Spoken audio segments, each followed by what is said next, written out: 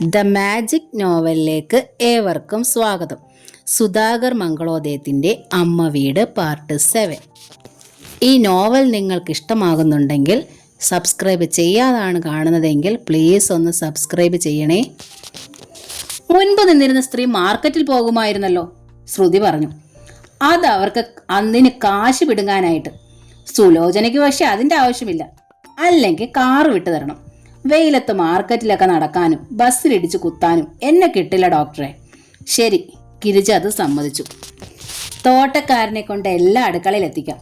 എന്നെ ചേച്ചിയെന്നും മോളെ ഡോക്ടറെന്നും വിളിക്കുന്നതിലും വിരോധമില്ല. അതിലപ്പുറമുള്ള ചങ്ങാത്തങ്ങളൊന്നും വേണ്ടാതാനും. വരൂ കുട്ടി. മകളുടെ കൈ പിടിച്ചവർ തിരിഞ്ഞു നടന്നു. രണ്ടാളും വാതിൽ കടന്ന് സുലോചന ചിറി കൂട്ടി. അല്ലെങ്കിൽ ആർക്ക് വേണം നിങ്ങളുടെ ചങ്ങാത്തം? പെട്ടുപോയത് കൊണ്ട് നിൽക്കുക. അമ്മയ്ക്ക് ഇപ്പൊ മനസ്സിലായല്ലോ ആ സ്ത്രീയെക്കുറിച്ച് ഞാൻ പറഞ്ഞതൊക്കെ സത്യമാണെന്ന്. പോർച്ചിൽ തൻ്റെ കാറിനടുത്തെത്തിയും ശ്രുതി അമ്മയോട് ചോദിച്ചു. അമ്മ പറഞ്ഞ കാര്യങ്ങളൊക്കെ അവൾ പ്രശാന്തിന്റെ കാതിലെത്തിക്കാൻ ഞാൻ ഭാഗ്യം. അതിനല്ലേ ഞാൻ അവളെ സോപ്പിട്ട് വതപ്പിച്ചത്. ഗിരിജ ശബ്ദം താഴ്ത്തി. മകളെ കാറിൽ കയറ്റി കൈ വീശി തിരിഞ്ഞതും അവർ സാവധാന സുമംഗല ടീച്ചറുടെ മുറിയുടെ വാതുക്കലെത്തി. ടീച്ചർ ശാരികയുടെ കൂട് വൃത്തിയാക്കുകയായിരുന്നു. സുമംഗലേട്ടത്തേക്ക് പ്രാതൽ കഴിക്കാറായില്ലേ ആവോ? സ്നേഹപൂർവ്വം ഗിരിജ തിരക്കി. നേരെ ആയല്ലോ. പ്രശാന്ത് ശ്രുതിയുമൊക്കെ പോവുകയും ചെയ്തു. എല്ലാവരുടെയും കഴിഞ്ഞോട്ടെന്ന് കരുതി കാക്കുകയായിരുന്നു ഞാൻ. ടീച്ചർ പുഞ്ചിരിച്ചു. അയ്യോ, ഇവിടെ എല്ലാവരുടെയും പ്രാതൽ കഴിഞ്ഞു. സുമംഗലേട്ടത്തെ കാത്തിരിക്കുക ആ വെപ്പുകാരി. ഏട്ടത്തിക്ക് തന്നിട്ടല്ലേ അവൾക്ക് കഴിക്കാൻ പറ്റൂ. അത്ര വൃത്തിയും വെടുപ്പും ഉള്ളോളൊന്നും അല്ല. എന്ന് വെച്ച് കൊള്ളാവുന്ന ഒരെണ്ണത്തിനെ കിട്ടണ്ടേ? ഞങ്ങൾ ഇവിടെ ഉള്ളത് കൊണ്ട് തൃപ്തിപ്പെടുവാം. നോൺ വെജ് ഉണ്ടാക്കിയുള്ള ശീലക്കാരാ മിക്ക വെപ്പുകാരികളും. എന്ന് വെച്ച് നമുക്കത് പറ്റില്ലല്ലോ. എന്നാലും അവരോട് അതൊന്നും കഴിക്കരുതെന്ന് പറയാൻ പറ്റുമോ? അതുകൊണ്ട് അവർ അവരുടെ ഇഷ്ടപ്പെടി എന്താച്ചാ കഴിക്കട്ടെ എന്ന് വിചാരിച്ചിരിക്കുക ഞങ്ങൾ. മീനിന്റെ ഇറച്ചിയുടെയൊക്കെ മണം വന്നാലത് സഹിച്ചോളണം. സ്റ്റെപ്പ് കയറാൻ ബുദ്ധിമുട്ടുള്ളത് കൊണ്ട് ഏട്ടത്തിക്ക് താഴെയല്ലേ താമസിക്കാനും പറ്റൂ. പ്രശാന്ത് ഒരു ചെറിയ ലിഫ്റ്റൊക്കെ വെച്ചിട്ടുണ്ടെങ്കിലും വയസ്സായവർക്ക് അതിൽ കയറാനൊക്കെ ബുദ്ധിമുട്ടാ. ഒന്നും സാരമില്ല ഗിരിജ. ടീച്ചർ പുഞ്ചിരിച്ചു. വെപ്പുകാരി എന്നൊക്കെ പറയണതും ഒരു മനുഷ്യജീവി തന്നെയാണല്ലോ. നമ്മുടെ പ്രയാസങ്ങൾ പറഞ്ഞാൽ മനസ്സിലാകാതിരിക്കുവോ? അയ്യോ, ഇതങ്ങനൊന്നുമല്ല. ഗിരിജ തല കുടഞ്ഞു. ഞാൻ ശ്രുതി ഒന്നും അതിനോട് മിണ്ടാറേയില്ല. LP സ്കൂളിൽ സംഗീതം പഠിപ്പിക്കുകയായിരുന്നെങ്കിലും സുമംഗലേട്ടത്തി ഒരു അധ്യാപികയായിരുന്നല്ലോ. ഞാൻ ഹൈസ്കൂളിൽ സയൻസ് അധ്യാപികയായി റിട്ടയർ ചെയ്തവളാ. കൾച്ചറില്ലാത്തവരോടൊന്നും നമുക്ക് ഒരക്ഷരം മിണ്ടാൻ പറ്റില്ല. ശ്രുതിയുടെ അച്ഛനാച്ച എല്ലാത്തരം ആളുകളുമായി ഇടപെട്ട് ശീലിച്ച ഒരു ഗവൺമെന്റ് കോൺട്രാക്ടറാണ് അദ്ദേഹം. പക്ഷേ ഇവിടുത്തെ അടുക്കളയുടെ ഭാഗത്തേക്കൊന്നും വരാറേയില്ല. ഭക്ഷണം ഞാൻ മുകളിലെ ഡൈനിങ് റൂമിൽ കൊണ്ടുകൊടുത്തേക്കും. ഏതായാലും ഞാൻ ആ പാചകക്കാരി ഒന്ന് കാണട്ടെ. ടീച്ചറുടെ മുഖത്തെ പുഞ്ചിരിക്ക് അല്പവും മങ്ങലുണ്ടായില്ല. എന്ത് ജോലിയിലും മഹത്വമുള്ള ജോലിയാ പാചക ജോലിയെന്ന് പ്രശാന്തിന്റെ അച്ഛ പറയുമായിരുന്നു. ആഹാരം ഉണ്ടാക്കി തരണവരെ നമിക്കണമെന്നും ഭക്ഷണം ഉണ്ടാക്കി മറ്റുള്ളവർക്ക് വിളമ്പണതിലും വലിയൊരു പുണ്യകർമ്മമില്ലാത്രേ. നമ്മുടെ ഭാരതീയ സ്ത്രീകളുടെ മാഹാത്മ്യം അതാ. അവരല്ലേ വീടുകളിൽ ആഹാരം ഉണ്ടാക്കി വിളമ്പണത്. കൈപ്പുണ്യം എന്നൊന്ന് കിട്ടണമെങ്കിൽ ഈശ്വരാനുഗ്രഹം വേണം. എനിക്ക് അവിടെ ഒരു സഹായം ഉണ്ടായിരുന്നു. അതിപ്പോഴും എന്നെ ഓർത്ത് കരയുകയായിരിക്കും. പാവം. സ്നേഹം കൊടുത്താലേ സ്നേഹം കിട്ടും. കിട്ടാത്ത സ്നേഹവും ഉണ്ട്. ഗിരിജ തോറ്റു കൊടുത്തില്ല. അത് ദൈവ നിശ്ചയം. കൊടുക്കുക എന്ന് നമ്മുടെ നന്മ. കിട്ടാത്തതിനെ കുറിച്ച് മറക്കണതും. പക്ഷിക്കൂടും എടുത്ത് ടീച്ചർ പുറത്തേക്കിറങ്ങി. ഇതെന്തിനെ ഈ കിളിക്കൂടുമായി? ഗിരിജ കണ്ണുമിഴിച്ചു. ഇത് കണ്ടാൽ വല്ല പക്ഷിശാസ്ത്രക്കാരിയുമാണെന്ന് ആ വെപ്പുകാരി തെറ്റിദ്ധരിക്കും. ആ മുഷിയേട്ടയുടെ നാവിൽ വരണതൊക്കെ കേൾക്കേണ്ടിയും വരും. പക്ഷിശാസ്ത്രം ഒരു ശാസ്ത്രമല്ലേ ഗിരിജെ? ടീച്ചർ ചിരിച്ചു. ഈശ്വരാനുഗ്രഹമുള്ളവർക്കേ അത് കൃത്യമായി പറയാൻ കഴിയൂ. ഇന്നുള്ള ജ്യോത്സ്യന്മാരെക്കാൾ പ്രവചനാനുഗ്രഹമുള്ളവരായിരുന്നത്രേ പഴയ കാലത്തെ പക്ഷിശാസ്ത്രക്കാർ. പക്ഷികളും മൃഗങ്ങളും ഒക്കെയായി മനുഷ്യരുമായി ഇണങ്ങണമെങ്കിലും വേണ്ടേ ഒരു ദൈവാധീനം. ദൈവാധീനം ഉണ്ടായിട്ടാണോ സർക്കസുകാർ അവറ്റകളെയൊക്കെ ഇണക്കുന്നത്? സംശയം എന്താ? ദൈവാധീനത്തിന്റെ ഒരു കലയാ സർക്കസ്. ഓരോ അഭ്യാസിയുടെയും ഉള്ളിൽ ദൈവമുണ്ട്. അവരോട് ചോദിച്ചു നോക്കിയാൽ അറിയാം. ഗിരിജയുടെ മകളൊരു ഡോക്ടറല്ലേ? ദൈവാധീനം ഏറ്റവും വേണ്ടൊരു തൊഴിലാ ഒരു ഡോക്ടറുടേത്. ടീച്ചർ കാണാതെ ഗിരിജ പരിഹാസത്തിലൊന്ന് മുഖം ചലിപ്പിച്ചു. എന്തൊരു നാമൂസ് എന്ന് മനസ്സിൽ പറയുകയും ചെയ്തു. ഏതായാലും ഡൈനിങ് റൂമിൽ കൊണ്ടുപോയി ഈ കിളിക്ക് ആഹാരം കൊടുക്കേണ്ട സുമംഗലേട്ടത്തെ. അവിടെ മുഴുവൻ വൃത്തികേടാക്കും. അബദ്ധത്തിൽ അതങ്ങാൻ കാഷ്ടമിട്ടാ ഡെറ്റോൾ ഒഴിച്ച് അവിടെ മൊത്തം കഴുകേണ്ടി വരും. ആഹാരം കൊടുക്കാനല്ല ഗിരിജെ ഞാനിതിനെ കൊണ്ടുപോകണത്. പിന്നിലെ വരാന്തയിലെങ്ങാനും ഈ കൂട് തൂക്കാന്ന് വെച്ചാ. ഇത് പകൽവെട്ടം കാണുകയും ശുദ്ധമായി ശ്വസിക്കുകയും ചെയ്തോട്ടെ. ഇടനാഴിയിലൂടെ ടീച്ചർ നേരെ അടുക്കളയിലേക്ക് നടന്നു. ഗിരിജ മുന്നറിയിപ്പ് നൽകിയതുപോലെ ടീച്ചറെ കണ്ടതും രാജസുലോചന ശരിക്കും വിരണ്ടു. ആരാ? മനസ്സിലായില്ലല്ലോ. കിളിജോത്സ്യം പറയാനാണെങ്കിലേ അങ്ങ് മുൻവശത്ത് ആളുണ്ട് കേട്ടോ. ഞാനിവിടെ പ്രശാന്തിന്റെ അമ്മയാ, ശാന്തസ്വരത്തിൽ ടീച്ചർ അറിയിച്ചു. അവിടെ ഞങ്ങൾ വളർത്തിയിരുന്ന പനന്തത്തയായത്. ഇവിടേക്ക് പോന്നപ്പോൾ ഇതിനെ കൂടി ഇങ്ങ് കൊണ്ടുപോന്നു. ഈ കൂട് വരാന്തയിൽ തൂക്കാന്ന് വെച്ച് എടുത്തോണ്ട് വന്നതാ ഞാൻ. അതോടെ ആദ്യത്തേതിലും വലിയ നടുക്കമായി രാജസുലോചനയുടെ മുഖത്ത്.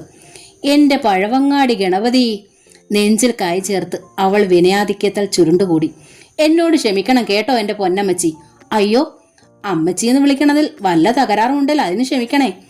മുഖത്തിന് നല്ല വർക്കത്തുണ്ടേലും പക്ഷിക്കൂട് കണ്ടപ്പോൾ ഞാൻ എന്തൊക്കെയോ വിചാരിച്ചു പോയി കേട്ടോ. സാരമില്ല കുട്ടി, സുലോചനയുടെ ചുമലിൽ തട്ടി ടീച്ചർ. ഇവിടുത്തെ ഗിരിജ പോലും എന്നെ കണ്ടപ്പോൾ അങ്ങനെ തന്നെയാ വിചാരിച്ചത്. കുട്ടി എന്നെ ആദ്യമായിട്ട് കാണണതല്ലേ, അപ്പൊ പിന്നെ തെറ്റിദ്ധരിച്ചതിൽ ഒരു തെറ്റുമില്ല. ആട്ടെ, എന്താ കുട്ടിയുടെ പേര്? എന്റെ ആറ്റുകാലമ്മേ, സുലോചന തൊഴുതു. കുട്ടി പ്രായത്തിൽ പോലും എന്നെ ആരും കുട്ടിയെന്ന് വിളിച്ചിട്ടില്ല കേട്ടോ. ഇപ്പോഴെനിക്ക് 38 കഴിഞ്ഞു. ഇവിടുത്തെ ഡോക്ടറമ്മ പറയണത് അവരുടെ പ്രായമാണെന്നാ എനിക്ക്. എന്തായാലും അമ്മച്ചി എന്നെ അയ്യോ അമ്മച്ചി എന്ന് വിളിക്കേണ്ടതിൽ വല്ല കുഴപ്പമുണ്ടോ അമ്മച്ചി? ടീച്ചർ അറിയാതെ ചിരിച്ചുപോയി. എന്നിട്ട് ചോദിച്ചു, അമ്മയുടെ പ്രായമുള്ളവരെ അമ്മയെന്നും അമ്മച്ചി എന്നും ഒക്കെ അല്ലേ സാധാരണ വിളിക്കുക? അതിലെന്തേ കുഴപ്പം? കുട്ടി എന്തിനാ ഇങ്ങനെ പേടിക്കണതും പരിഭ്രമിക്കണതും? എന്റെ മൂത്ത മകൾക്ക് ഇതിലും പ്രായമുണ്ട്. ഇപ്പൊ സമാധാനായില്ലേ? ഇനി ആ പേരൊന്ന് പറയുക, പിന്നെ ഞാൻ പേര് വിളിക്കൂ. പേര് രാജ. പെട്ടെന്ന് സുലോചന അത് മുറിച്ചു. സുലോചന? അപ്പൊ ആദ്യം രാജ എന്ന് പറഞ്ഞതോ? മുഴുവൻ പേരും അങ്ങനെ. നെടുമങ്ങാട്ടെ എൻ്റെ അച്ചാച്ചൻ ഇട്ട പേരാ. പുള്ളിക്കാരൻ പഴയ നാടക നടനായിരുന്നു. സിനിമയിലും മുഖം കാണിച്ചിട്ടുണ്ട്. പുരുഷോത്തമൻ പിള്ള. നെടുമങ്ങാട്ട് പുരുഷന്ന് ചുരുക്കിയാ പേര് വിളിക്കുന്നത്. അച്ചച്ചൻ്റെ കാലത്തെ ഒരു സിനിമാ നടിയുടെ പേരാ എനിക്കിട്ടത്. ഇപ്പോഴത്തെ പോലെ അല്ല കേട്ടോ. കുഞ്ഞു പ്രായത്തിൽ ഞാൻ കൊള്ളാവുന്നൊരു കൊച്ചായിരുന്നു അമ്മച്ചി. അതുകൊണ്ട് എന്നെ സിനിമാ നടിയാക്കാനായിരുന്നു അപ്പച്ചൻ ആശ. ഈ തിരുവനന്തപുരത്ത് ഒരു ഷൂട്ടിങ്ങിൽ കൊണ്ടുപോയി മരിപ്പിന്റെ സീനിൽ കരയുന്ന പെണ്ണുങ്ങൾക്കിടയിൽ എന്നെയും ഇരുത്തി അഭിനയിപ്പിക്കുകയും ചെയ്തു അപ്പച്ചൻ. അന്ന് 14 വയസ്സേ ഉള്ളൂ, 8ൽ പഠിക്കുന്നു. അപ്പോ രാജസുലോചന ഒരു സിനിമാ നടിയാണല്ലേ? സുമംഗല ടീച്ചർ കുസൃതിയിൽ അവളെ അടിമുടി വീക്ഷിച്ചു. എന്ന് പറയാനൊന്നും പറ്റത്തില്ല. സുലോചനയ്ക്ക് നാണം വന്നു. അന്ന് വെറുതെ ആൾക്കൂട്ടത്തിൽ മിന്നായം പോലൊന്ന് മുഖം കണ്ടതേ ഉള്ളൂ. പിന്നെ കുറേ പടങ്ങളിൽ 1-2 സീനിൽ 1-2 ഡയലോഗുള്ള വേലക്കാരി വേഷങ്ങൾ ചെയ്തു. അപ്പോഴമ്മച്ചി എനിക്ക് മനസ്സിലായത് സിനിമയിൽ അമ്മ വേഷം ചെയ്യണ പെണ്ണുങ്ങൾ പോലും എന്നേക്കാൾ സുന്ദരികളാണെന്ന്. എന്ന് മാത്രമല്ല, സംവിധായകനോടും നിർമ്മാതാവിനോട് പോലും മിണ്ടാവ് പോലുള്ള അവസരം എനിക്ക് കിട്ടിയതുമില്ല. എല്ലാത്തിനും ഇടനിലക്കാരുണ്ട്. അവന്മാരാണെങ്കിൽ മഹാ കുഴപ്പക്കാരുമാ. എൻ്റെ 19-ാം വയസ്സിൽ അച്ചച്ചൻ മരിച്ചു. മദ്രാസിൽ ചെന്നാൽ ചാൻസ് തരാമെന്ന് പലരും പറഞ്ഞെങ്കിലും ഞാനൊരു ചെറിയ പെണ്ണ് തനിച്ചെങ്ങനാ മദ്രാസിന് പോകുന്നത് അമ്മച്ചി?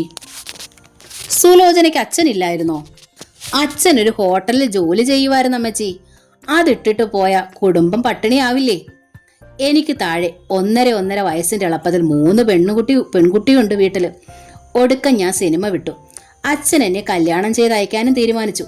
പക്ഷെ എൻ്റെ അമ്മച്ചി സിനിമയിൽ മുഖം കാണിച്ച കുറ്റം പറഞ്ഞ് എന്നെ കാണാൻ വരുന്നവരെല്ലാം എൻ്റെ അനിയത്തിമാരെയാണ് കെട്ടിക്കൊണ്ടു പോയത്. സുലോചനയുടെ കണ്ണ് നിറഞ്ഞപ്പോൾ ടീച്ചർക്കും വ്യസനമായി. അച്ഛനും കൂടി മരിച്ചപ്പോൾ ഞാൻ ശരിക്കും വീട്ടുവേലക്കാരിയായി. സിനിമയിൽ കിട്ടിയ വേഷം തന്നെ ജീവിതത്തിലും. അത് ഓർക്കുമ്പോൾ ചില നേരത്തെ എനിക്ക് ദൈവങ്ങളോട് പൊരിഞ്ഞ ദേഷ്യം തോന്നും അമ്മച്ചി.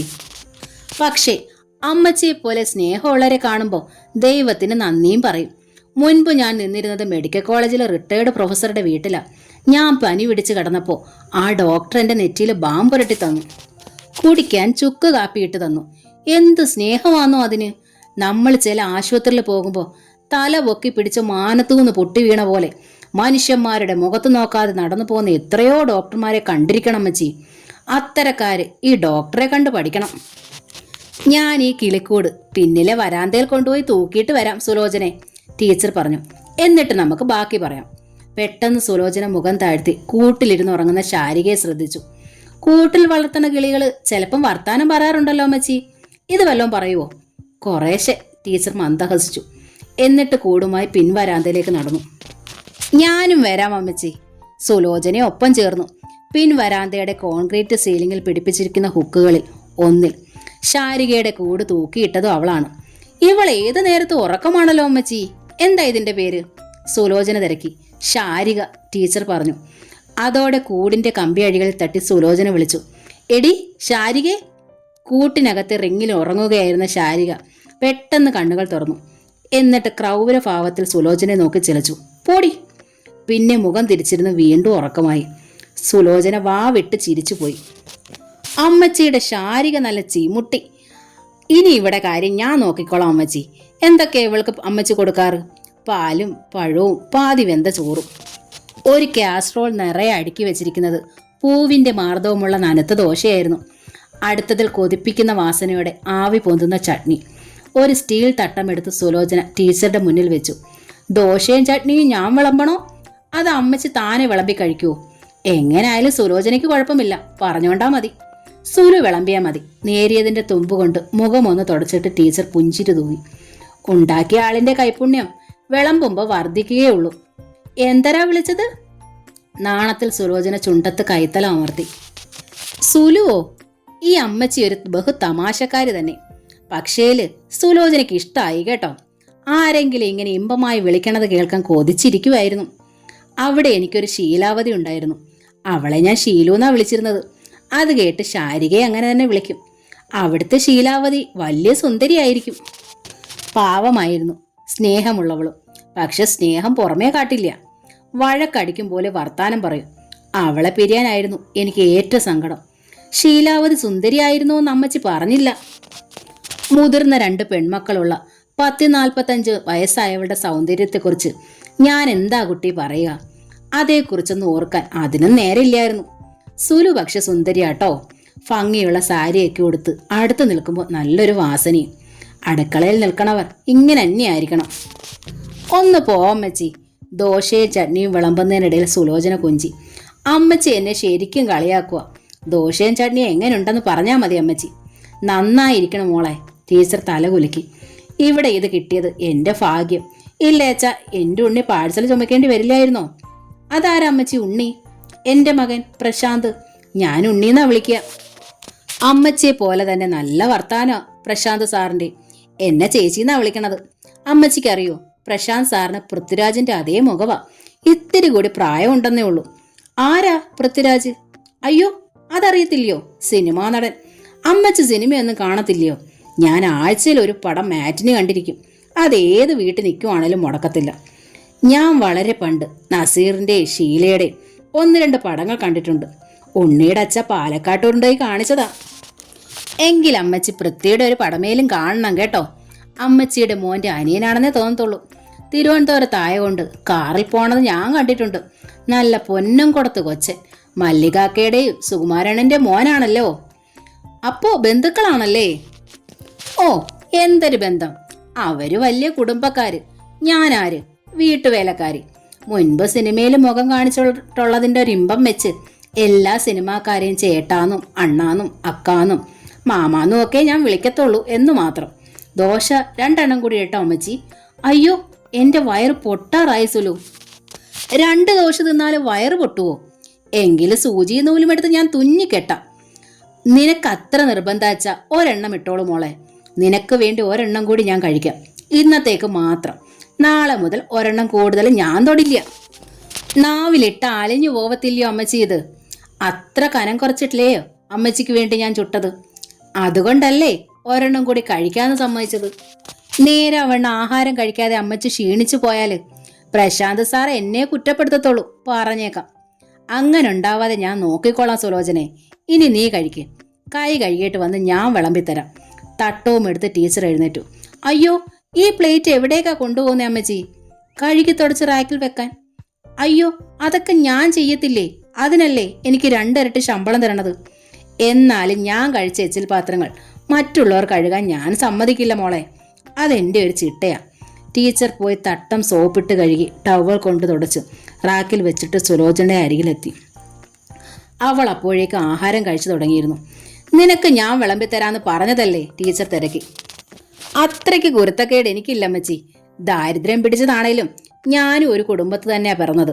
പക്ഷേ ഒരു കാര്യം, ബ്രേക്ക്ഫാസ്റ്റിന് ദോശയും ചട്നിയും ഉണ്ടാക്കി വെച്ച് ലഞ്ചിന് സാമ്പാറും അവിയലും ഒന്നും ഉണ്ടാക്കാൻ എനിക്കറിയില്ല കേട്ടോ അമ്മച്ചി. ആരമില്ല മോളെ, സാമ്പാറും അവിയലും ഒക്കെ ഞാൻ ഉണ്ടാക്കിയാലോ? നീ കൂടി കഴിക്കുമെങ്കിൽ ഞാൻ ഉണ്ടാക്കാം. എനിക്ക് മാത്രമായിട്ടാണെങ്കിൽ ഞാൻ ഒന്നും ഉണ്ടാക്കണില്ല. ഇത്തിരി ചോറും കുറച്ച് തൈരും ഒരു പച്ചമുളകും ഒരു നുള്ളുപ്പും കിട്ടിയാലും എനിക്കത് സദ്യ. എങ്കിൽ അമ്മച്ചി ഒന്നും ഉണ്ടാക്കണ്ട. സാമ്പാറും അവിയലും ഒക്കെ വെക്കാൻ എനിക്കൊന്ന് പഠിപ്പിച്ചു തന്നാൽ മതി. ഈ 6 മാസത്തേക്ക് ഞാൻ നോൺ വെജ് തൊടത്തില്ല. അമ്മച്ചിയെപ്പോലൊരു അമ്മയോടൊപ്പം കഴിയാനുള്ള ഭാഗ്യം തന്ന ആറ്റുകാലമ്മയ്ക്ക് വേണ്ടി ഞാൻ ഈ 6 മാസവും നോയമ്പെടുക്കാൻ പോവാ. എന്നാലോ? ടീച്ചറുടെ കണ്ണുകൾ തുളുമ്പി. ഇതിനിപ്പം ഞാൻ എന്താ മറുപടി പറയാ? പെട്ടെന്നാണ് രാജസുലോചനയുടെ കണ്ണുകളിൽ ഒരു കുറുമ്പ് പ്രകടമായത്. അവർ ഡൈനിങ് റൂമിന്റെ വാതിക്കലേക്ക് കൈ ചൂണ്ടി ശബ്ദമുയർത്തി. അത് നോക്കമ്മച്ചി, ആരാണ്ട് വാതിലിന് പിറകിൽ ഒളിച്ചു നിൽക്കണ കണ്ടോ? ഒരു പെണ്ണാണ് കേട്ടോ. സാരി കാറ്റത്ത് ഇളകണത് കണ്ടോ? അമ്പടി കേമി, അതാരാണത്? ഇരുന്നിടത്ത് നിന്ന് സുലോചന എഴുന്നേറ്റു. അത്ഭുതത്തിൽ തിരിഞ്ഞു നോക്കിയ ടീച്ചർക്കും സാരി തുമ്പ് ഇളകണത് കാണാനായി. പെട്ടെന്ന് സുലോചന ഒച്ചയുയർത്തി. ഏതെരണം കെട്ടവളാടി തീൻമുറിയുടെ വാതിക്ക് വന്ന് ഒളിച്ചു നിൽക്കണത്? മനുഷ്യന്മാർ തിന്നണതും കുടിക്കണതും കാണാൻ ഇത്ര കൊതിയാ? അതോടെ ഗിരിജ അന്തർജനം കാണാൻ പാകത്തിൽ വാതിക്കലേക്ക് നീങ്ങി നിന്നു. അയ്യോ! അബദ്ധം പറ്റിയ മട്ടിൽ സുലോചന നെഞ്ചിൽ കൈകൊണ്ട് തല്ലി. ഇവിടുത്തെ ചാച്ചിയായിരുന്നോ? എൻ്റെ പൊന്നു ചാച്ചി! സുലോചന അറിഞ്ഞില്ല കേട്ടോ. ഞാനിവിടെ വന്നിട്ട് ഒരാഴ്ചയല്ലേ ആയുള്ളൂ. വല്ല പിച്ചക്കാരികളും കയറി വന്ന് എന്തരേലും കട്ടോണ്ട് പോവാനാ പാത്തു നിൽക്കുന്നെന്നാ ഞാൻ വിചാരിച്ചത്. സുലോചനയോട് ക്ഷമിക്കണം കേട്ടോ. മനസ്സാ വാച സുലോചന അറിഞ്ഞില്ലെൻ്റെ പൊന്നും കൊടുത്ത് ചാച്ചി. അവൾ തൊഴുതു. മുഴുവൻ ഈ അസത്തിൻ്റെ അഭിനയമാണെന്ന് മനസ്സിലായെങ്കിലും ആ അമർഷം ഗിരിജ കടിച്ചമർത്തി. സുമംഗലേട്ടത്തി ഭക്ഷണം കഴിച്ചോന്നറിയാൻ ഇപ്പോഴിങ്ങ് വന്നതേ ഉള്ളൂ ഞാൻ. ഇവിടുത്തെ ആഹാരം മനസ്സിൽ പിടിച്ചോ അതോ ഒന്നും കഴിച്ചില്ലയോ എന്ന് അന്വേഷിക്കാൻ ഇപ്പം ഞാനല്ലേ ഉള്ളൂ ഈ വീട്ടിൽ. എങ്ങനെ മനസ്സിൽ പിടിക്കാനാ ചാച്ചി? ദയനീയ ഭാവത്തിൽ സുലോചന കൈമലർത്തി. ഈ അമ്മച്ചിയുടെ പാകം വല്ലോ എനിക്കറിയാവോ? അറിയാവുന്ന നിങ്ങൾ ആരും ഒന്നും പറഞ്ഞു തന്നിട്ടുമില്ലല്ലോ. ദോശയുടെ അരികും വക്കും ഒക്കെ നുള്ളി തിന്ന് ഒരു ഗ്ലാസ് വെള്ളം കുടിച്ചിട്ട് ഇപ്പോഴങ്ങ് എണീറ്റതേ ഉള്ളൂ. അമ്മച്ചിക്ക് വല്ല ഹോട്ടലിൽ നിന്നും അതിന് പലതും പാഴ്സലായി വാങ്ങിച്ചു കൊടുക്കണേ ചാച്ചി. ഇല്ലെങ്കിൽ അത് പഷ്ണി കിടന്ന് ചാവത്തതേ ഉള്ളൂ. എത്രയൊക്കെ ആയാലും പ്രശാന്ത് സാറിൻ്റെ അമ്മയല്ലയോ ഇത്? ഈ കുടുംബത്തിൻ്റെ നാഥനല്ലയോ പ്രശാന്ത് സാറ്? അത് നമ്മൾ മറക്കാൻ പറ്റുമോ? ആ മുഖമടച്ചൊന്ന് കൊടുക്കാനുള്ള രോഷമുണ്ടായി ഗിരിജയ്ക്ക്. പക്ഷേ രാജസുലോചന എന്ന ശൃംഗാര പേരുള്ള ഇവൾ ഒരു ഭയങ്കരിയാണെന്ന് താൻ വിചാരിച്ചാൽ ആ നാവിന് കടിഞ്ഞാണിടാനാവില്ലെന്ന് മനസ്സിലാക്കി അവർ ശ്രമിച്ചു. എന്നിട്ട് സുമംഗല ടീച്ചറുടെ കൈ പിടിച്ചു.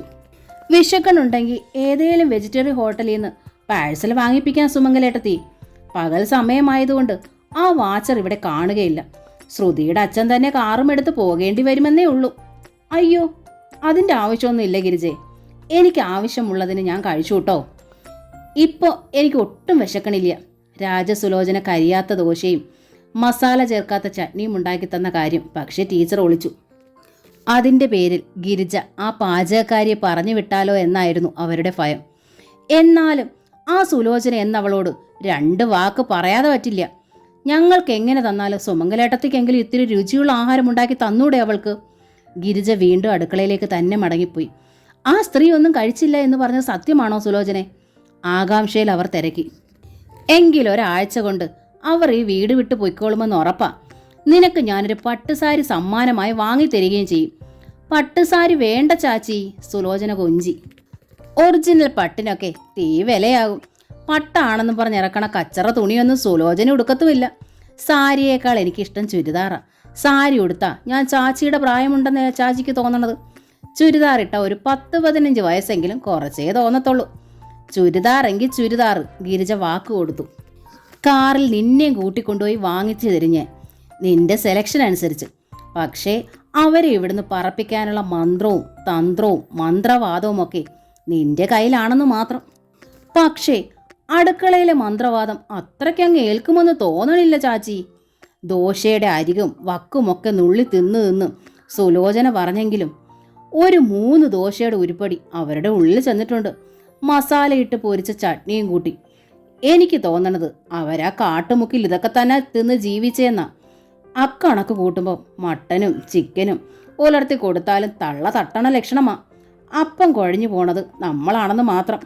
അറിയാതെ ഗിരിജയുടെ ചൂണ്ടുവിരൽ മൂക്കിലമർന്നു. നേരാണോ സുലോചനെ?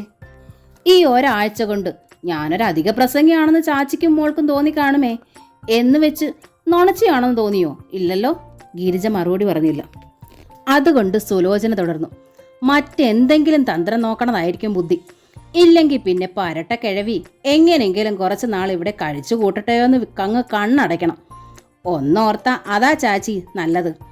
മകളുടെ കെട്ടിയോൻ്റെ തള്ളയില്ലയോ, ഇറക്കി വിട്ടാൽ പ്രാക്ക് കിട്ടും. അതിൽ ഭേദം കൊത്തും കോളുമൊക്കെ വെച്ച് വല്ലപ്പോഴും ഓരോ ഡോസ് കൊടുത്തും മനസ്സ് കലക്കിയിടണതാ. 60 കഴിഞ്ഞതല്ലേ. ആദ്യ കയറി ആണ്ട് തികയണതിന് മുൻപ് അങ്ങ് തട്ടിപ്പോയാ നമുക്ക് പിന്നെ സ്വർഗം. ഇറക്കി വിട്ടെന്നുള്ള പരാതിയും കേൾക്കണ്ട. അതിനാണെങ്കിൽ ഞാനും വേണേലെ ചാച്ചിയുടെയും മോടേയും കൂടാ. കമ്മീഷൻ കിട്ടണമെന്ന് മാത്രം. മഹാപാപം ചെയ്യുമ്പം ഇടയ്ക്കിടെ അമ്പലങ്ങളിൽ വഴിപാട് കഴിക്കാതെ പറ്റത്തില്ല ചാച്ചി. ഇല്ലെങ്കിൽ ചത്തങ്ങ് ചെല്ലുമ്പം നരകത്തിലോട്ടേ പറഞ്ഞയക്കത്തുള്ളൂ. മുറി വിട്ടു പോകാനായി ഗിരിജ മെല്ലെ തിരിഞ്ഞു. ചാച്ചി നിന്നേ. സുലോചന ആ ചുമലിൽ തൊട്ടു. വേറൊരു ഐഡിയ കൂടിയുണ്ട്. ഗിരിജ വീണ്ടും തിരിഞ്ഞു നിന്നു. പറഞ്ഞു തന്നാ അതിനും കമ്മീഷൻ തരേണ്ടി വരും. കാര്യം പറയേ. ഗിരിജയ്ക്ക് ഈർഷ്യയായി. ഉച്ചയൂണിന് സാമ്പാറും അവിയലും ഒക്കെ ഉണ്ടാക്കാന്നാ കിഴവി പറഞ്ഞേക്കുന്നത്.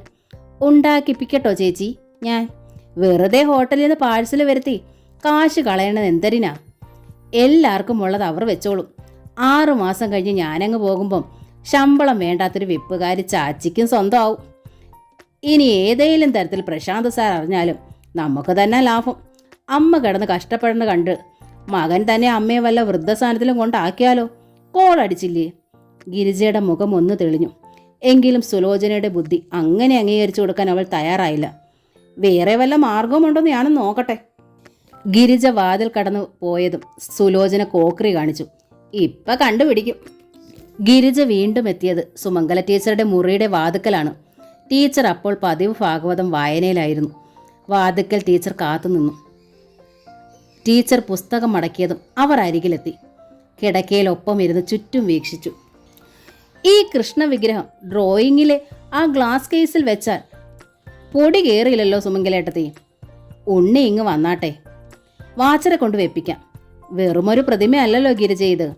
ഞങ്ങളുടെ പരദേവതയല്ലേ. ഉണ്ണിയുടെ ഇഷ്ടം എന്താച്ചാ ചെയ്യട്ടെ. ദയയും നന്മയും വിളിക്കാറില്ലേ ഏട്ടത്തി? ഇങ്ങോട്ട് പോരും മുമ്പ് 2 ആളും ഒന്ന് വിളിച്ചതാ. തറവാട് വിറ്റപ്പോ അങ്ങോട്ട് ചെല്ലാൻ വിളിച്ചില്ലേ അവര്? പെൺമക്കളുടെ കൂടെ പാർക്കണതാണല്ലോ വയസ്സായ അമ്മമാർക്ക് സമാധാനം. അന്യ പെൺകുട്ടികൾ നോക്കിയാൽ എത്രയായാലും ശരിയാവില്ല. നമുക്കും സ്വന്തം കുട്ടികളോടുള്ള പോലൊരിമ്പം അങ്ങോട്ടും തോന്നില്ല. പ്രത്യേകിച്ച് അമ്മയോ അച്ഛനോ ഇണപിരിഞ്ഞ് തനിച്ചായിപ്പോയാൽ നമ്മുടെ ചോരയിൽ പിറന്ന കുഞ്ഞുങ്ങൾ അരികിലുള്ളത് തന്നെയാ സൗഖ്യം.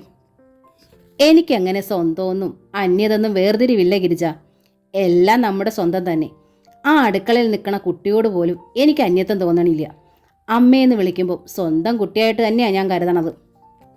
അസലായി. ഏട്ടത്തിയുടെ തന്നെ പ്രായമുണ്ട് അവൾക്ക്. കുട്ടിയൊന്നും അല്ല. കെട്ടിച്ചമഞ്ഞ് നടക്കുക വേളഞ്ഞ വിത്ത്. ആദ്യം ചേച്ചിന്ന് വിളിച്ചു, ഇപ്പൊ ചാച്ചിന്നായി. അവളുടെ വായി തുറക്കുമ്പോൾ എനിക്ക് അറപ്പാ. ടീച്ചർ നിശബ്ദയായി. ഞങ്ങൾ ഇവിടെ വന്ന് പാർക്കണത് മുന്നുവിൻ്റെ നിർബന്ധം കൊണ്ടോ മാത്രമാ. ഞാൻ അരികിലില്ലാതെ അവൾക്ക് പറ്റില്ല. ഡോക്ടറാണെങ്കിലും 10-32 വയസ്സയച്ചാലും ചെറു കുട്ടികളെപ്പോലെ ഇപ്പോഴും. താനി മണ്ടത്തി എന്നുവെച്ച് മകൾക്കും നമ്പൂതിരിക്കും പണിയിച്ചു കൊടുത്ത വീട്ടിൽ എപ്പോഴും വന്ന് താമസിക്കാൻ പറ്റുമോ അന്തസ്സുള്ളവർക്ക്? കയറ് പൊട്ടിക്കുക അച്ഛൻ. മുന്നു അച്ഛ തത്തം കുത്തം സമ്മതിക്കുകയില്ല. അച്ഛൻ എന്തേലും പിണഞ്ഞ ഞാൻ വൃദ്ധസ്ഥാനത്തിൽ താമസിക്കുമെന്ന് ഇപ്പോഴേ പറഞ്ഞിരിക്കുക കുട്ടിയോട്. ജീവിക്കാൻ പെൻഷൻ ഉണ്ടല്ലോ എനിക്ക്. പിന്നെന്തിനാ മരുമക്കളുടെ മോറ് കാണുന്നത്? പെൺമക്കളോടൊപ്പം താമസിക്കണതാ സൗഖ്യെന്ന് അല്പം മുമ്പേ പറഞ്ഞതാണല്ലോ ഗിരിജ. അത് സുമംഗലേട്ടത്തിയുടെ അവസ്ഥ വെച്ച്. ഈ അവസ്ഥ വന്ന ഞാൻ വല്ല വൃദ്ധസ്ഥാനത്തിലേമേ പോവും. ഉറപ്പ്. മക്കൾക്ക് ചുമടാകുന്ന ഒരമ്മയാകാൻ എന്നെ കിട്ടില്ല.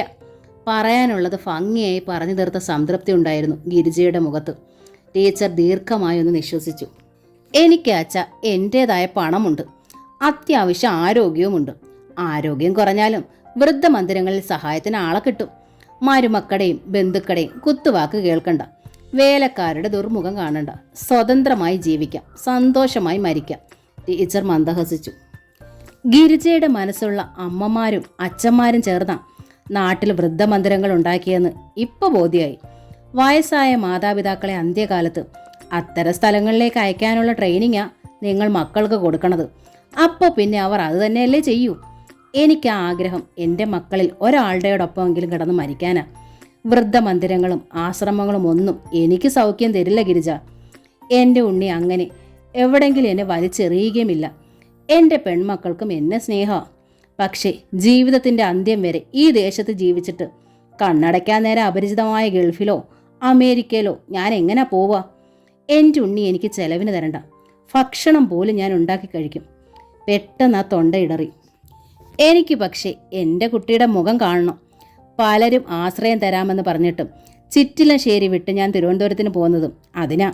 വയസ്സുകാലത്ത് മാതാപിതാക്കൾക്ക് ആശ്രയം നൽകണമെന്നാ സംഗീതത്തിനോടൊപ്പം ഞാൻ എൻ്റെ കുട്ടികൾക്ക് പറഞ്ഞു കൊടുത്തിരിക്കണ പാഠം. എത്ര തിരക്കുണ്ടായാലും എന്തെല്ലാം ഉത്തരവാദിത്തങ്ങളുണ്ടായാലും ഒറ്റപ്പെട്ടു പോയ മാതാപിതാക്കളെ സ്വന്തം മക്കൾക്കൊപ്പം കരുതണമെന്നാ. അതാ ദയ, അതാണ് നന്മ. അത് രണ്ടും ചേട്ടത്തിയുടെ മക്കളുടെ പേരല്ലേ? അതെ, ആരേലും പേര് വിളിക്കുമ്പോഴെങ്കിലും അവർക്ക് ആ വിചാരമുണ്ടാവട്ടെന്ന് വെച്ചാ. പെട്ടെന്ന് ഗിരിജയുടെ കയ്യിലിരുന്ന മൊബൈൽ ഫോൺ ശബ്ദിച്ചു. കോൾ എടുത്തുകൊണ്ട് അവർ പുറത്തേക്ക് നടന്നു. എൻ്റെ മുന്നു, ഞാൻ വെച്ച കെണിയൊക്കെ പൊളിഞ്ഞു കേട്ടോ. ആ രാക്ഷസ് ആ കരിഞ്ഞ ദോശയും മസാല ചട്നിയും ഒക്കെ മൂക്കുമുട്ട കഴിച്ചൂത്രേ. ചിക്കൻ ഉണ്ടാക്കി കൊടുത്താലാ ഈ ജന്തു കഴിക്കുമെന്നാ ആ അസത്ത് രാജസുലോചന പറയണത്. കൂട്ടത്തിൽ സുമംഗലയുടെ നാവീന്ന് ഒരു കാര്യം വന്നിരിക്കണു. മകനെ വിട്ടവർ പോകില്ലാന്ന്. പോവണ്ട. മകളുടെ പല്ല് ഞെരിയണത് ഗിരിജ കേട്ടു. പറഞ്ഞു വിടാൻ എനിക്കറിയാലോ. ഉച്ചയ്ക്ക് ലഞ്ചിന് വരുമ്പം എൻ്റെ ഒപ്പം ഡോക്ടർ സുജിത്തും ഉണ്ടാകും. സുജിക്കും വേണം ലഞ്ച്. അയ്യോ മോളു, സുജിയെ കണ്ടിട്ടല്ലേ അന്ന് പ്രശാന്ത് മുഖം കറുപ്പിച്ചത്? അയാളുടെ മുഖം കറുപ്പിക്കാനായി തന്നെയാ ഞാൻ സുജിയെ കൊണ്ടുവരണത്. അമ്മ മകൻ്റെ അടുത്ത് പറഞ്ഞു കൊടുക്കട്ടെ. ഞാൻ എൻ്റെ ഇഷ്ടം പോലെ ജീവിക്കും. ഇല്ലെങ്കിൽ അയാൾ അമ്മ എവിടെയെങ്കിലും പറഞ്ഞയക്കണം. ശ്രുതി കോൾ മുറിച്ചു. അതോടെ ഗിരിജ വീണ്ടും ടീച്ചറിന്റെ മുന്നിലെത്തി. മുന്നുവാ വിളിച്ചത്. അവളുടെ കൂടെ ജോലി ചെയ്യണ ഒരു ഡോക്ടർ ലഞ്ചിന് വരണുണ്ടത്രേ. മുന്നുവിൻ്റെ അച്ഛൻ്റെ ഫ്രണ്ടിൻ്റെ മോനാ. ചെറിയ പയ്യൻ. തിരുവനന്തപുരത്തുകാരനാണെങ്കിലും ആ കുട്ടിയുടെ പേരൻസും ബ്രദറും എല്ലാം സ്റ്റേറ്റ്സിലാ. അവൻ ഇവിടെ സിംഗിളും. സുലോചന ഉണ്ടാക്കണത് അത് കഴിക്കുമോ ആവോ? നോൺ ഉണ്ടാക്കാൻ സുലോചന മിടുക്കിയല്ലേ. പക്ഷെ നോൺ വിളമ്പുന്നിടത്ത് നമ്മളെങ്ങനെ ഇരിക്കും? സുജിയും നല്ല വെജ് കൊതിച്ചാ ഇങ്ങോട്ട് വരണത്. എങ്കിൽ ഞാൻ ഉണ്ടാക്കാൻ ഗിരിജ. സുലോചന സഹായിക്കുമല്ലോ. 100 നന്ദി സുമംഗലേട്ടത്തി. ഗിരിജ തൊഴുതു. സെർവൻ്റ് ഉണ്ടാക്കിയത് കഴിച്ച് ഞാൻ പാചകമേ മറന്നു. അവിയലും സാമ്പാറും കാളനും മെഴുക്കുപുരട്ടിയും തയ്യാറാക്കിയ ശേഷം പാൽപ്പായസത്തിനുള്ള പാല് കുക്കറിലെടുത്ത് സ്റ്റൗവിൽ വെച്ചപ്പോഴാണ് ടീച്ചറെ സുലോചന തോണ്ടിയത്. ദാ നോക്ക്. മുന്നിലെ ജനാലയിലൂടെ അവൾ പുറത്തേക്ക് കൈ ചൂണ്ടി. പോർച്ചിലെത്തിയ കാറിൽ നിന്ന് ശ്രുതിയോടൊപ്പം സുമുഖനായൊരു ചെറുപ്പക്കാരൻ ഇറങ്ങുന്നു. ഞാൻ വന്ന ദിവസം ഇവനെ കണ്ടതാ. സുലോചന ശബ്ദം താഴ്ത്തി. മോനോട് സൂക്ഷിക്കാൻ പറയണേ അമ്മ, അവൻ ശരിയല്ല. മനസ്സിലാവാത്തതുപോലെ ടീച്ചർ സുലോചനെ നോക്കി. ആരെക്കുറിച്ചാ സുലു പറഞ്ഞത്? അമ്മച്ചിയുടെ ഡോക്ടർ മരുമോളോടൊപ്പം ഒരു സുന്ദരക്കുട്ടനെ കണ്ടില്ലയോ? അയാളെക്കുറിച്ച് തന്നെ. ആണുങ്ങളെ കണ്ടാൽ ഒറ്റ നോട്ടത്തിൽ സുലോചനയ്ക്കറിയാം. അവരുടെ തരം ആണുങ്ങൾക്ക് ഒരു മുഖമല്ല, 1000 മുഖവാ. നമ്മൾ പെണ്ണുങ്ങളുണ്ടല്ലോ, പൊട്ടികളാ. ആണുങ്ങളെന്ന് പറയുമ്പം നമ്മുടെ അച്ഛനും ഏട്ടനും അനിയനും മകനും കൊച്ചുമകനും ഭർത്താവും എല്ലാം അതിൽ പെടില്ലേ സുലു? കുസൃതിച്ചിരിയോടെയാണ് ടീച്ചർ ചോദിച്ചത്. ഈ പറഞ്ഞവരാരും നമ്മുടെ ശത്രുക്കളല്ലല്ലോ. കുഴപ്പക്കാരോ പേടിക്കേണ്ടവരോ ആയും നമുക്ക് തോന്നിയാറില്ല. അന്യ പുരുഷന്മാരെയാ നമ്മൾ സംശയിക്കുക. പുരുഷന്മാർക്ക് സ്ത്രീകളെ അതേ സംശയം കാണും. പരസ്പരം അടുക്കുമ്പോൾ ആ സംശയം നീങ്ങുകയും ചെയ്യും. അപ്പോൾ പിന്നെ പുരുഷ വിരോധം പ്രഖ്യാപിക്കുന്ന ചില നേതൃവനിതകളെ പോലെ കണ്ണടച്ച ആണുങ്ങളെ കുറ്റപ്പെടുത്തുന്നത് ശരിയാണോ? സുലോചന ഒന്നു പരിങ്ങി. നല്ലതും ചീത്തയും ആണിലും പെണ്ണിലുമുണ്ട്. ആത്മപരിശോധനയ്ക്കുള്ള ആത്മാർത്ഥതയുണ്ടെങ്കിൽ നമുക്കെല്ലാം മനസ്സിലാവും എന്തെല്ലാം വീഴ്ചകൾ സംഭവിച്ചിട്ടുണ്ടെന്ന്. ആദ്യം നമ്മൾ നമ്മുടെ കുറ്റങ്ങൾ കണ്ടുപിടിച്ച് തിരുത്തണം സുലോചന. അതൊരു ശീലമായി കഴിയുമ്പോൾ മറ്റുള്ളവരിൽ കുറ്റം കണ്ടുപിടിക്കാനുള്ള വാസനയും കുറയും. മുഖത്തെ പുഞ്ചിരി നിലനിർത്തിക്കൊണ്ടാണ് ടീച്ചർ പറഞ്ഞത്. സുലോചനയുടെ മുഖം പക്ഷേ വല്ലാതെയായി. അത് മനസ്സിലാക്കിയത് ടീച്ചർ ആ ചുമലിൽ തഴുകി. എന്തിനെ സുലു പിണങ്ങണത്? ഞാൻ അമ്മയെ നീ മകളുമല്ലേ. മകൾക്കൊരു പിഴവ് പറ്റിയാൽ അമ്മ വേണ്ടേ അത് പറഞ്ഞു മനസ്സിലാക്കി തിരുത്താനാ? എന്തിനെ ഒരമ്മ ചെയ്യണത്? തൻ്റെ കുട്ടിയെ മറ്റുള്ളവർ പഴിക്കാതിരിക്കാൻ. സ്നേഹമുള്ള അമ്മമാരാ തിരുത്തണതും ശാസിക്കണതും. അല്ലാത്തവർ ഒരു വശത്തേക്ക് ചാഞ്ഞ് പ്രീതി നേടാൻ ശ്രമിക്കും. എന്നിട്ട് ലോകം പഴിക്കുമ്പോൾ താൻ നിരപരാധിയാണെന്ന് കൈമലർത്തുകയും ചെയ്യും. പിണക്കം മാറി സുലോചനയ്ക്കിപ്പോൾ സങ്കടമായി. കണ്ണുകളിലെ നേരിയ നനവും പരന്നു. ഗിരിജയുടെ മുന്നിൽ ധിക്കാരമായി മറുപടി പറയാനുള്ള അവളുടെ മാറ്റം ടീച്ചറെ സന്തോഷിപ്പിച്ചു. സുധാകർ മംഗളോദയത്തിന്റെ അമ്മ വീട് എന്ന നോവലിന്റെ ഈ ഭാഗം ഇവിടെ പൂർണ്ണമാവുകയാണ്. അടുത്ത ഭാഗം ഉടൻ തന്നെ അപ്ലോഡ് ചെയ്യുന്നതായിരിക്കും. താങ്ക്